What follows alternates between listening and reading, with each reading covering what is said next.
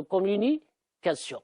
Ces intentions de communication, une fois repérées dans le texte, vont vous permettre de reproduire le texte, c'est-à-dire de rédiger un compte-rendu.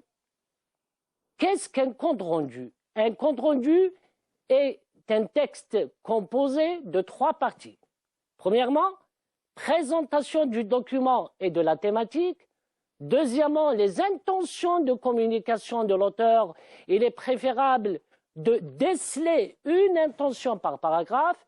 Et en 3, c'est ce qu'on appelle la visée communicative du texte.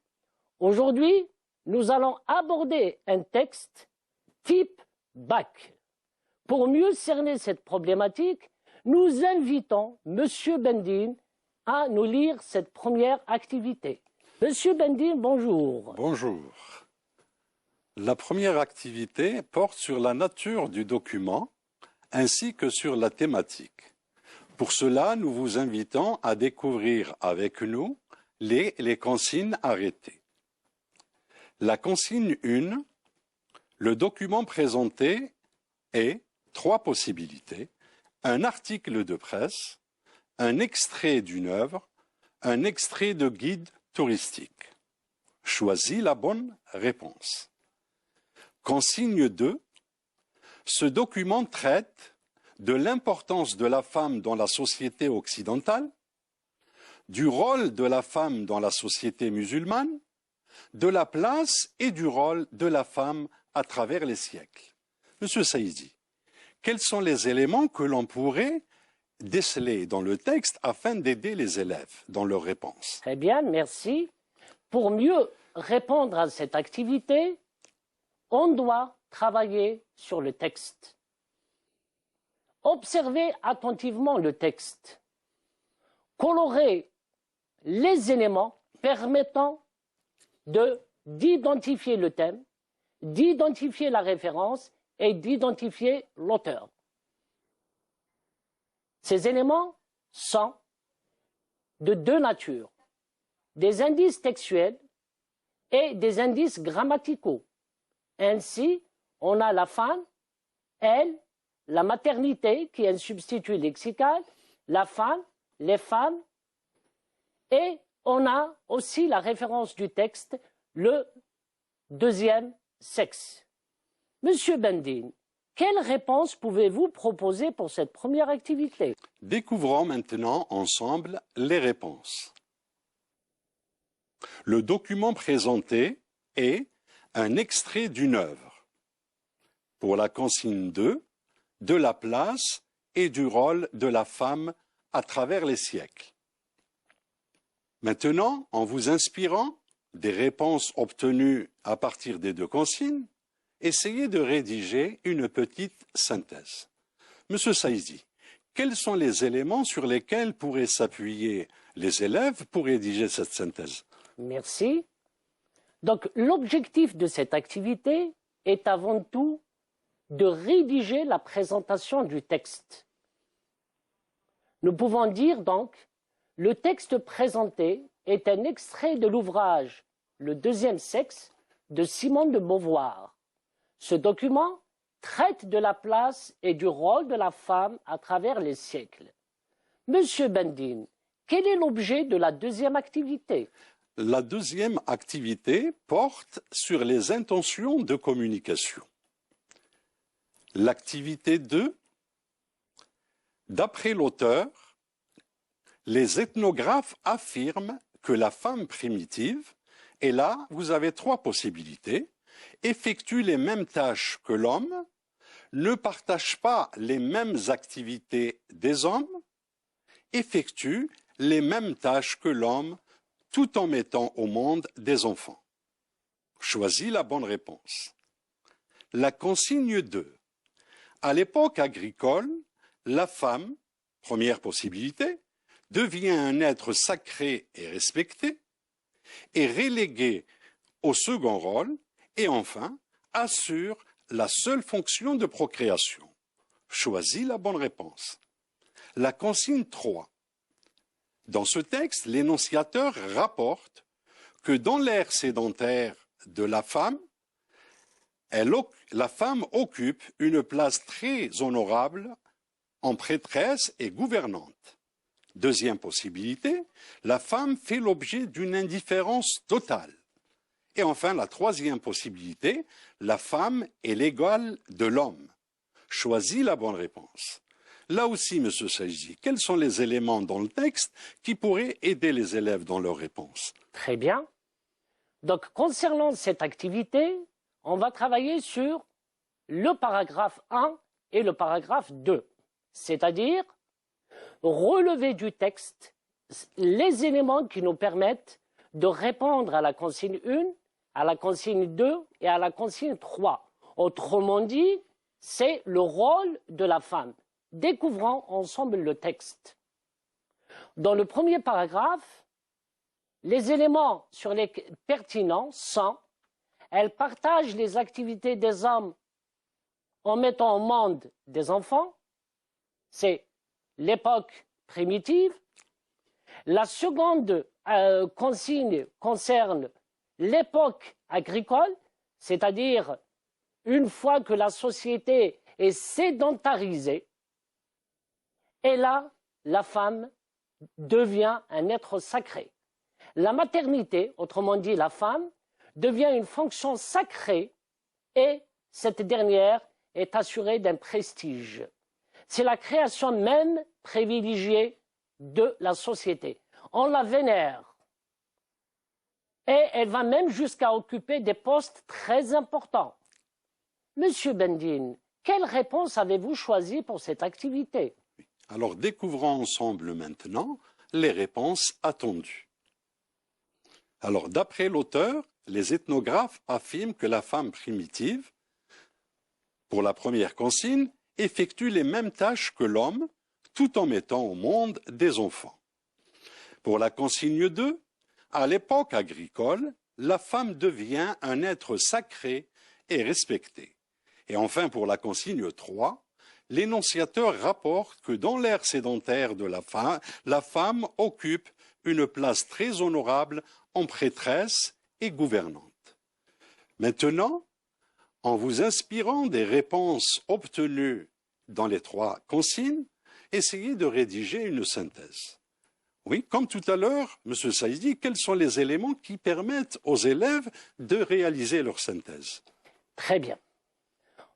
On a vu le texte, on a repéré les éléments qui nous ont aidés à répondre aux questions. Maintenant, nous allons se poser la question. Cette activité a un but. Son but, c'est de pouvoir rédiger une synthèse. D'après l'auteur, les ethnographes affirment que la femme primitive effectue les mêmes travaux que l'homme, tout en mettant au monde des enfants. L'auteur ajoute qu'à l'ère agricole, la femme devient un être sacré et vénéré, tout en expliquant que cet être sacré accède à des fonctions supérieures en devenant même gouvernante. Monsieur Bendine, sur quoi porte la troisième activité? Alors, la troisième activité porte sur les intentions de l'auteur. Pour cela, nous vous proposons cette activité qui contient 2 consignes que nous allons découvrir ensemble. La consigne 1, le narrateur rapporte qu'à l'époque de bronze, correspondant à la fabrication des armes, la femme autrefois sacrée, première possibilité, conserve son statut de supérieur. Deuxième possibilité, hérite d'une position inférieure faisant d'elle un être aux fonctions naturelles, elle enfante et elle allaite. Et enfin, une dernière possibilité, elle est l'égale de l'homme. La consigne 2. Simone de Beauvoir conclut que la femme d'aujourd'hui a su reprendre son statut de souveraine. Deuxième réponse possible, la femme, l'idole d'hier, est devenue aujourd'hui reléguée au second plan. Troisième possibilité, la femme occupe les mêmes postes que l'homme. Choisis la bonne réponse. Monsieur Saïdi, Oui. Quels sont les éléments dans le texte qui vont aider les élèves à trouver leur réponse? Très bien. La seconde activité porte sur le dernier paragraphe. Découvrons ensemble ce dernier paragraphe. L'activité comporte deux consignes. Il s'agit de relever le statut de la femme à l'époque de bronze, c'est-à-dire à l'époque où l'homme a découvert sa puissance, et puis de vérifier est-ce que cette dernière occupe toujours la même place. Dès l'âge de bronze, la femme est détrônée, c'est-à-dire qu'elle a perdu son statut d'être supérieur et privilégié. Monsieur Bendine, la dernière activité porte sur quoi? Alors la dernière activité porte sur la visée du texte, sur l'intention et surtout sur la visée du texte. Découvrons ensemble cette activité. Elle se compose d'une seule consigne. Alors, à travers ce texte, Simone de Beauvoir, trois possibilités, fait l'éloge de la femme. Deuxième possibilité, exhorte la femme à lutter pour être reconnue. Enfin, appelle les hommes à plus de respect envers la femme. Choisis la bonne réponse. Alors, M. Saïzi, quels sont les éléments qui vont permettre de déceler la visée du texte? Très bien. Sachons que l'auteur, Simone de Beauvoir, est une femme. Ce qu'elle a décrit dès le départ, à savoir le statut et le rôle de cette femme, à cette époque-là, c'est-à-dire dans les sociétés primitives, elle était légale. Avec l'apparition de l'agriculture, elle devient un être vénéré. Mais avec la création des armes, l'homme devient supérieur et la femme perd son statut. Donc, à travers ce texte, Simone de Beauvoir appelle la femme à lutter. Autrement dit, exhorte la femme à lutter pour être reconnue en tant qu'être égal.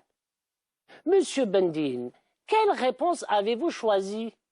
En t'inspirant des réponses obtenues dans l'activité, rédige une synthèse.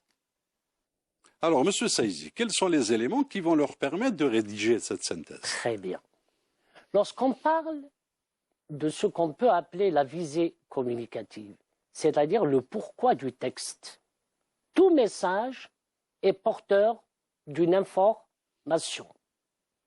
À travers ce texte, donc, Simone de Beauvoir, tout en justifiant l'appellation de son œuvre, c'est-à-dire le deuxième sexe, exhorte ses semblables à lutter pour une meilleure reconnaissance. L'ensemble des activités faites pendant la séance ont permis de rédiger le compte-rendu. Monsieur Bendine, est-ce que les parties du compte-rendu sont apparentes dans cette rédaction? Oui, effectivement, les parties sont apparentes et comme vous l'avez souligné avant, le compte-rendu se compose de trois grandes parties. Oui, M. Saïzi, est-ce que vous pouvez reprendre ces trois parties? Très bien. Un compte-rendu, c'est une présentation, des intentions de communication et une visée communicative. Quel est le résultat de nos activités? Découvrons ensemble le compte-rendu que nous avons rédigé ensemble. Le texte est un extrait de l'ouvrage « Le deuxième sexe » de Simone de Beauvoir. Ce document traite de la place et du rôle de la femme à travers les siècles. D'après l'auteur, les ethnographes affirment que la femme primitive effectue les mêmes travaux que l'homme tout en mettant au monde des enfants. L'auteur ajoute qu'à l'ère agricole, la femme devient un être sacré et vénéré, tout en expliquant que cet être sacré accède à des fonctions supérieures en devenant même gouvernante. Le narrateur rapporte qu'à l'époque de bronze, la femme hérite d'une position inférieure, faisant d'elle un être aux fonctions naturelles, qui enfante et allaite. Simone de Beauvoir conclut que la femme d'aujourd'hui, l'idole d'hier, est détrônée pour longtemps. À travers ce texte, Simone de Beauvoir, tout en justifiant l'appellation de son œuvre, exhorte ses semblables à lutter pour une meilleure reconnaissance. Monsieur Bendine, sur quoi peut-on conclure? Pour conclure, on peut dire que tous les éléments que nous avons vus dans cette analyse vont nous permettre de faire une lecture réfléchie des textes et appréhender surtout les textes qui vous seront proposés au baccalauréat. Sur ce, nous vous disons merci et à bientôt. Merci, au revoir, à la prochaine séance.